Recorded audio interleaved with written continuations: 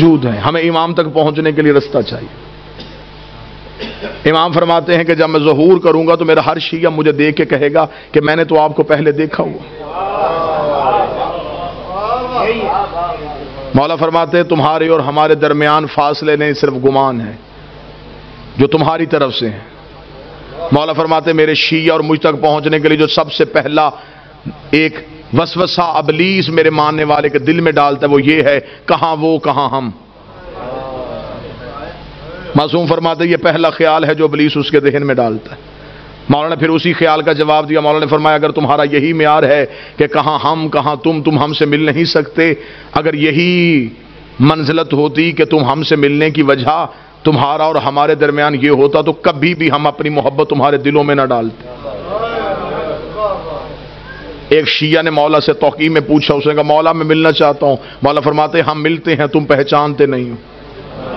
اسے مولا کب ملتے ہیں؟ مولا فرماتے ہیں اکثر تم روتے روتے خاموش ہو جاتے ہو، تمہیں خبر ہے تمہیں وہ تسلی دینے والے ہم ہوتے ہیں، تمہیں وہ دلاسا دینے والے ہم ہوتے ہیں۔ امام سے ملنے کا رابطہ ہموار کیجئے، امام سے امام تک جانے کا تعلق دیکھیے۔ کسی باپ کا بیٹا گھر نہ آئے تو اسے نیند نہیں آتی،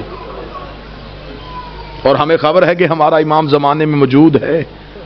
ہم میں سے کون ہے جو امام کو ڈھونڈنے کی کوشش کرتا ہے؟ اب ایک لمحے کے لیے یہ گفتگو سنجیدہ پہلو میں آئے گی، لیکن مجھے آپ سے 4 دن سے داد بھی لے چکا ہوں، دعا بھی لے چکا ہوں۔ یہ پیغام ہے اللہم صلی علی محمد و آل محمد۔ میں نے گھر کی مجلس میں بھی یہ گزارش کی تھی کہ کہیں ہمارا یہ امام کو بلانا کہیں یہ کوفے والا خط تو نہیں؟ خطوط تو کوفیوں نے بھی لکھے تھے امام کو بلانے کے لیے۔ ہمیں امام سے صرف امام کا انتظار نہیں کرنا، امام کے رستے کو ہموار بھی کرنا۔ توجہ آپ صاحبان فرمائیں گے سرکار۔ ہمیں امام کا صرف انتظار نہیں، رستہ بھی ہموار کرنا ہے، امام سے ملاقات بھی کرنی ہے۔ امام نے تو اپنا ایڈریس بتا دیا کہ میں کب اور کہاں ہوتا ہوں۔ اب اس سے زیادہ امام کو کون شیعہ ہے جو کہے کہ مجھے اب ڈھونڈنے میں مشکل ہے؟ امام نے فرمایا ہفتہ والا دن مجھے ڈھونڈنا ہو تو مسجد کوفہ میں آنا،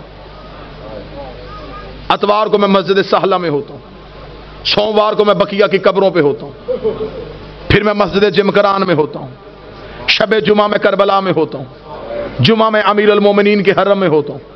مولا فرماتے طواف کعبہ کرتے ہوئے اور کعبے پہ سیدھی بارش ہو رہی ہو اور مزاب رحمت سے پانی نیچے آ رہا ہو تو سمجھ لینا تمہارا امام طواف میں ہے۔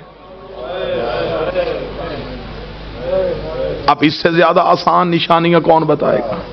امام خود بتا گیا کہ میں اس وقت میں یہاں ہوتا۔ پھر امام نے اگلی نشانی بتائی، امام نے کہا چل تو ہم سے محبت کا دعویٰ کرتا ہے نا، تجھے مجھ تک پہنچنے کی ضرورت نہیں، تو ہمیں بلا۔ اتنا امام کی موجودگی کا یقین رکھو کہ امام فرماتے ہیں کہ دسترخوان میں ایک فرد کی جگہ خالی چھوڑو۔ تمہارے گھر میں بچے پوچھیں گے جگہ کس کے لیے تو کہہ دینا ہمارا امام موجود ہے۔ عرب کی ایک مستور برقع پہن کے سوتی تھی، مستورات نے کہا کیوں برقع پہن کے سوتی ہے؟ اس نے کہا امام کا ظہور ہو گیا، برقع ڈھونڈوں گی یا امام کے لشکر میں جاؤں گی؟ ملاقات با امام زمانہ حسن ابتہی، 2 جلدوں میں کتابیں لکھی ہوئی ہیں۔ کتنے لوگ ہیں جو امام سے ملاقات کر چکے ہیں؟ ایک عراق کا رہنے والا شیعہ ہر روز گھوڑا لے کے چوک میں تلوار لے کے کھڑا ہو جاتا، لوگ پوچھتے کیوں کھڑا ہے یہاں پہ؟ اس کا امام کا انتظار کر رہا ہوں۔ لوگوں نے اسے پاگل تصور کرنا شروع کر دیا۔ ایک دن کسی نے مذاق میں کہا تو یہاں کھڑا ہے، امام تو وہاں آ چکے ہیں۔ اس نے اپنے گھوڑے کا رخ موڑا، دوڑا اور پھر کبھی بھی واپس نہ آیا۔ یقیناً وہ امام کے لشکر میں شامل ہوئے۔ امام تو ہمارے اتنا قریب۔ ایک شخص نے ایک عارف سے آ کے شقیق نے کہا کہ میں مولا سے ملنا چاہتا ہوں، مجھے کوئی عمل بتائیے جو میں کروں اور امام سے ملاقات ہو۔ موضوع پسند ہے سرکار؟ یا علی مشکل مجھے کوئی عمل بتائیے میں مولا سے مل سکوں۔ انہوں نے کہا عمل یہ ہے کہ رات کو تیز نمک والا کھانا کھا کے سونا۔ اس نے کہا کیوں؟ فرمایا بس تیز نمک والا کھانا کھا کے سو گیا۔ صبح آیا، میں سو گیا تھا دی رات، لیکن زیارت نہیں ہوئی. اس نے کہا خواب میں کیا دیکھتا رہا؟ اس نے کہا پانی، اس لیے کہ میرے دل میں پانی کی طلب تھی. اس نے کہا جتنی طلب تیرے دل میں پانی کی تھی اتنی امام کی کر، ملاقات ہو جائے گی. شدت پیدا کر امام سے ملنے کی، خواہش پیدا کر امام سے.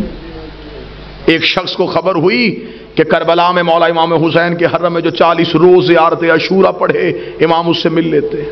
اور یہ آج بھی ہے، منقول ہے روایات میں کہ حرم امام حسین میں زیارت عاشورہ کا 40 روز کا عمل کیا جائے تو امام مل لیتے ہیں. وہ 40 روز زیارت عاشورہ کا عمل کرنے کے لیے چلا گیا. جیسے جیسے دن گزرتے گئے ذہن میں اعتماد ختم ہوتا رہا کہ نہیں، ملاقات نہیں ہو سکتی، میں اس قابل نہیں ہوں، میں گنہگار ہوں، وہ مجھ سے نہیں ملیں گے. بس یہ اعتماد کم ہوتا گیا. دن قریب آنے شروع ہو گئے. ذہن میں آیا گھر واپس چلا جاؤں، بچے اکیلے ہوں گے، کاروبار تباہ ہو رہا ہوگا. گھوڑے میں بیٹھا اور حدود حرم سے نکلا. جب وہ کربلا سے نکل رہا تو گھوڑا سوار اس کے ساتھ چلا. گھوڑا سوار کی آواز آئی کہاں جا رہا ہے؟ کہنے لگا کوفہ. کس رستے سے جائے گا، خشکی کے یا فرات کے؟ کہنے لگا خشکی کے رستے. گھوڑا سوار کی آواز ہے پھر کوفہ میں ایک میرا کام کرے گا، ایک امانت ہے، وہ کوفہ میں ایک شخص کو دے دینا. کہنے لگا کیا امانت ہے؟ اس نے کہا کوفہ میں ایک ریان نامی شخص رہتا ہے، اسے یہ 40 دینار دے دینا. جب تو اس کے دروازے پہ جائے گا، دستک دے گا، صبح کا وقت ہوگا، وہ دروازہ کھولے گا، اس کے بازوؤں پہ خون کے چھینٹے ہوں گے. پریشان نہ ہونا، وہ قصاب ہے، صبح صبح جانور ذبح کرتا ہے. ذہن میں پھر نہ آیا کہ جو پہنچنے سے پہلے وجہ بتا رہا ہے.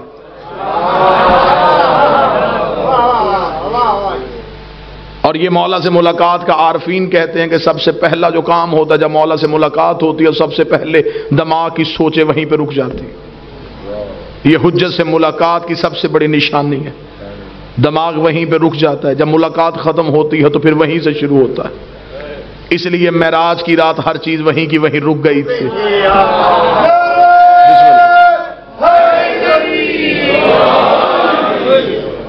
اب جب گھوڑا سوار واپس پلٹا تو اس نے آواز دے کے کہا، اس نے کہا اگر وہ پوچھے یہ کس نے دیے ہیں تو اپنا نام تو بتائیے. گھوڑا سوار کی آواز ہے کہہ دینا بقیہ نے دیے. میرے مالک کا ایک لقب ہے بقیت اللہ.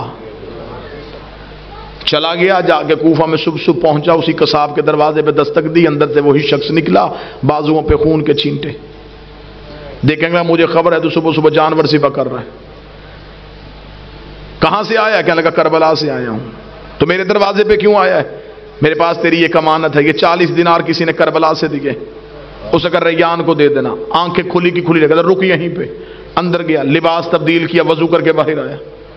کہنے لگا زحمت ہوئی تجھے میرے دروازے پہ، میں معذرت چاہتا ہوں، تجھے اپنے دروازے پہ روک کے رکھا. میں لباس تبدیل کر چکا ہوں، وضو کر چکا ہوں. تھوڑی دیر کے لیے گھوڑے سے اتر، مجھے وہ آنکھیں چومنے دے جس سے تو نے مولا کو دیکھا ہے. مجھے وہ ہاتھ چومنے دے جس سے تو نے مولا کو ہاتھوں کو ہاتھ لگائے. یہ پریشان ہوگا تو کون سے مولا؟ اس نے کہا یہ کیا تمہیں صاحب الامر نے نہیں دیے؟ کہنے لگا کون سے صاحب العصر؟ کیا وہ امام زمان تھے؟ اس نے کہا تو وہاں مل کے آیا، تجھے پتہ ہی نہیں؟ مجھے جو جب بھی کوئی مشکل ہوتی ہے میں انہی کو بلاتا ہوں. میں نے تو ابھی رات کو کہا تھا مولا 40 دینار کا قرضہ ہے، مجھے واپس دینا ہے. صبح سے پہلے اس نے واپس بھیج دیا.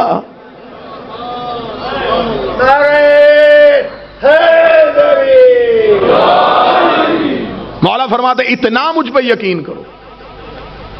جب تمہارا یقین اتنا بڑھ جائے گا پھر تم اپنی مشکل کسی کو بتاؤ گے نہیں. اب یہ محبت کا معیار ہے. امام فرماتے میرے شیعوں مجھ سے رات کو سرگوشیاں کیا کرو. سرگوشی کیا، تکیے کے سر رکھ کے اپنے دکھ مجھے سنایا کرو. امام فرماتے تو تکیے پہ سر رکھ کے مجھے اپنے دکھ سنا کے سو جا. صبح کا سورج طلوع ہونے سے پہلے تیرے دکھ نہ ٹالوں، مجھے بطول کا لال نہ کہنا.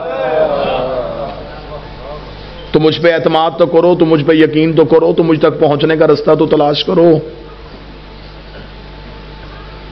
امام فرماتے ہیں میرا شیعہ وہ ہے جو میرا ظہور ہر روز مانگے. وہ ساری زندگی اس کی حالت ایسی رہے جیسے اس کی کوئی چیز گم ہو چکی ہے اور وہ اسے ڈھونڈ رہا ہے. شیعہ بھی اور اسے یہ بھی پتا ہو کہ میرے وقت کا امام کہیں نہ کہیں خون رو رہا ہے.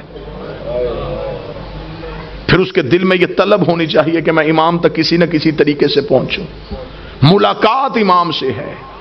قبلہ تشریف فرمائے ملاقات ممکن بھی ہے. ہاں امام ملتے ہیں ہر کسی سے اس کی معرفت کے مطابق، اس کے عرفان کے مطابق. آئیں گے ضرور، برا ہو صحیح آئیں گے ضرور. چلے میں تحفہ دوں آج کی آخری مجلس میں، ہدیہ دوں. مولا فرماتے جس دن تم چاہو کہ تم مرنا نہیں چاہتے،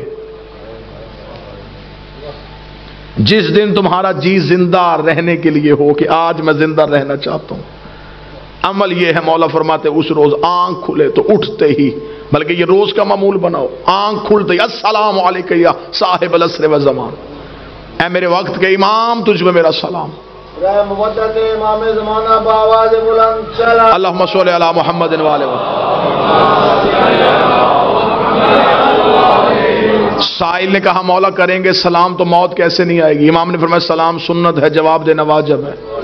تم سلام کرو گے وہ جہاں بھی ہے واپسی میں جواب دے گا علیکہ السلام. جب وہ کہہ دے سلامتی ہو تو پھر موت کیسے آ سکتی؟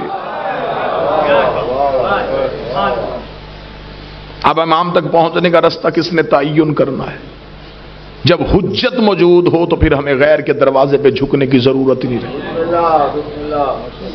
سرکار اب ہمارا امام تک پہنچنے کا ایک ہی ذریعہ ہے، اپنے توکل کو بلند کیجئے، اپنے اعتماد کو بحال کیجئے، یقین کی منزل پہ آئیے اور یہ یقین رکھیے کہ ہمارے وارث موجود ہیں، ہمارے امام ہمیں دیکھ رہے ہیں. جب یہ یقین آ جائے گا نا کہ امام موجود بھی ہیں، دیکھ بھی رہے ہیں، پھر گناہ کون کرے گا؟ جو بیٹا باپ کے سامنے سگریٹ نہیں پیتا، جب اسے یہ ذہن میں ہو کہ میرا امام موجود ہے، پھر وہ غلطی کیسے کرے گا؟ لیکن ہم نے اپنے اندر سے وہ یقین ختم کر لیا ہے. ہم سمجھتے ہیں کہ امام ہے، بس آ جائیں گے، آ کے ہمارا بھی انتقام لیں گے، اپنا بھی انتقام لیں گے. نہیں، امام کو ایسے نوکر نہیں چاہیے. امام کو ایسے چاہیے جو آج بھی امام کے عشق میں ویسے کھڑے ہوں جیسے امام کے قیام پہ کھڑے ہونا ہے. ہم ظہور کے بالکل قریب ہیں، اور یہ جو آج چھوٹے چھوٹے مسئلے مسائل، یہ مسئلہ وہ مسئلہ، یہ مسئلہ وہ مسئلہ، یہ مسئلے نہیں ہیں، یہ امام کا چھان بریک ہو رہا ہے.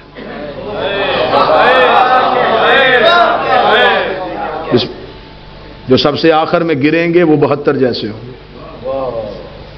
مولا نے فرمایا ہمارے ظہور کے، میرے آخری بیٹے کے ظہور کے وقت سب سے مشکل چیز ہمارے شیعوں کے لیے ہوگی اپنے عقیدے کا تحفظ کرنا.